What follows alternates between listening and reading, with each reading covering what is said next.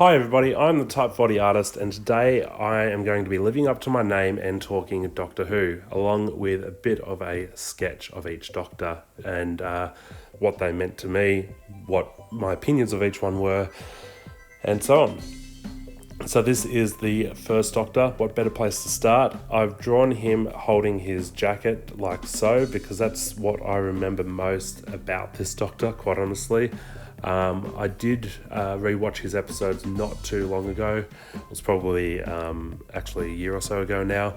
And the episodes they had great stories, I'm not going to lie, but the pacing was very hard for me to handle for the older episodes. I did want to draw him with much more of a stern face, because that is how I remember him, but he did soften over time, and I think that was a really great transition to watch. And when he did regenerate, I felt that his new persona had a lot more energy. It was a bit of a younger Doctor than the previous one, and he really just embraced the new energy that he had. Took the show, I think, in a very different direction. The whole regeneration idea in itself, I thought, was a brilliant idea, unprecedented in its time, and made way for many great stories. And now we're getting on to the third Doctor, which is, from memory, the first Doctor that had full colour episodes. Now, when rewatching this one, again, it had some good stories, but I found it was very limited by being limited to Earth. In the later seasons, he did stray from Earth a little bit, and that was really good to see. The Earth episodes, to me, got very mundane, but still really great episodes, and the interaction with the Master was also fantastic. Now we're getting on to most people's favourite Doctor, if not the favourite, in the top 5 at least for most people, and that is Tom Baker's fourth Doctor. He really set the show apart. I believe he still has the longest run as the Doctor, and he is, like I said, most people's favourite, especially in the older generations. Tom Baker is who most people remember growing up with and watching, because he just had such a long run and he had such a big influence on Doctor Who. He's really one of the reasons why it's so successful today, in my opinion.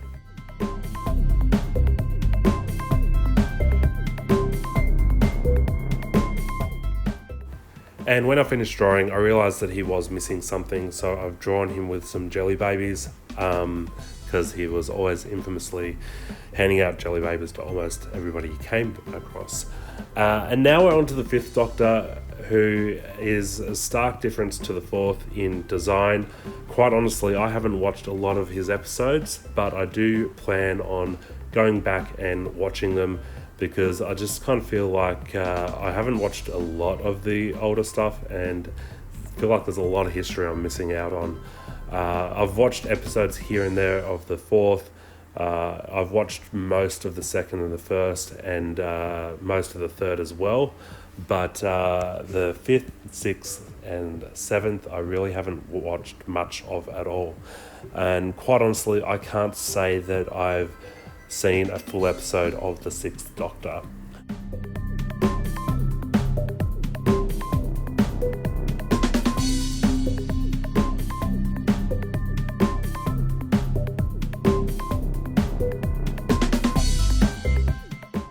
Now, the Sixth Doctor is known best for his very colourful attire, much more colourful than his previous incarnations, and from what I know from him, his personality was colourful in a bit of a different way, definitely not as playful as his previous incarnations.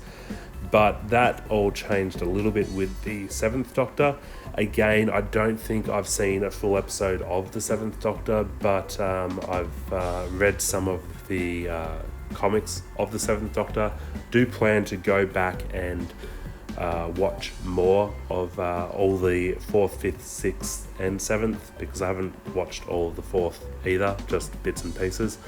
But from what I know of him from the comics, he was a little bit more lighthearted than the 6th Doctor. You guys can correct me on that if I'm wrong. Maybe he was horrible. But now we're getting on to ones that I do know a little bit more about, and this is the 8th Doctor. So this is from the Doctor Who movie, which I know got a lot of mixed reviews, but I really enjoyed the movie itself, especially after watching some of the New Who series, because that's when I came into it. Now, I thought that it would be incomplete without drawing the War Doctor in between the 8th and the 9th. Doesn't get a number, but I think the representation of this Doctor was fantastic. It really showed how the Doctor can change in a time of mass crisis, and how he's put his values to the test. In the end, he was still every bit as much of a Doctor as the last, as the ones before him and the ones after. But now we're getting on to New Who era properly with the 9th Doctor. Now, my first impressions of the 9th Doctor weren't overly positive. I didn't love his look, his attitude. I remember getting into Doctor Who on the 10th Doctor, so going back and watching his episodes was a little bit daunting for me. But with every rewatch, I like him a little bit more. And now we're getting on to one of my favourites, which is the 10th. He's probably still my favourite. It's very hard to decide, but his episodes really captivated me when first watching them, and they still do on a rewatch. They're very rewatchable. So David Tennant, 10th Doctor, in his classic blue suit and brown coat. What more can I say but fantastic.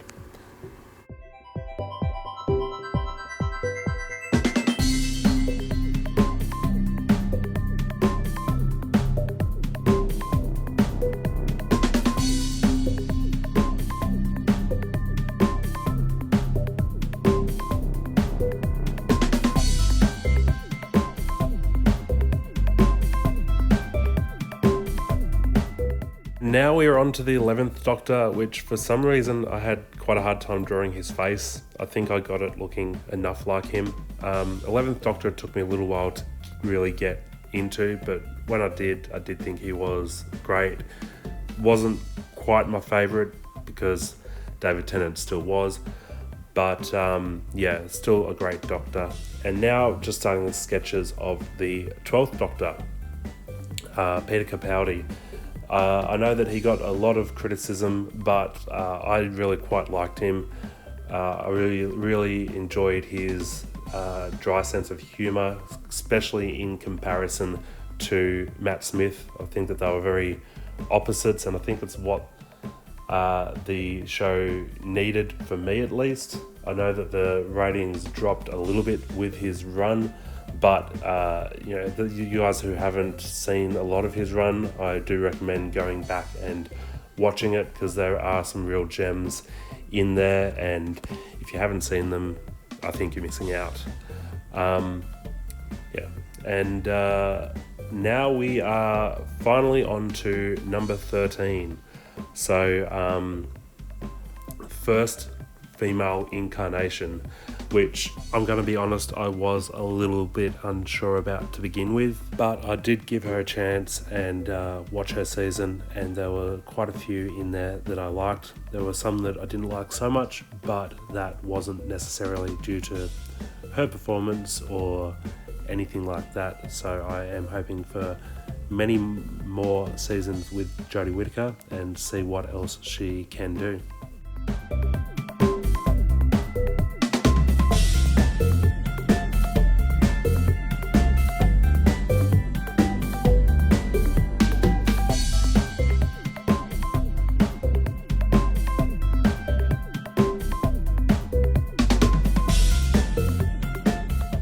that is it from me. If you happen to find your way across this video, liked what you saw, want to see more, want to see something different, let me know in the comments.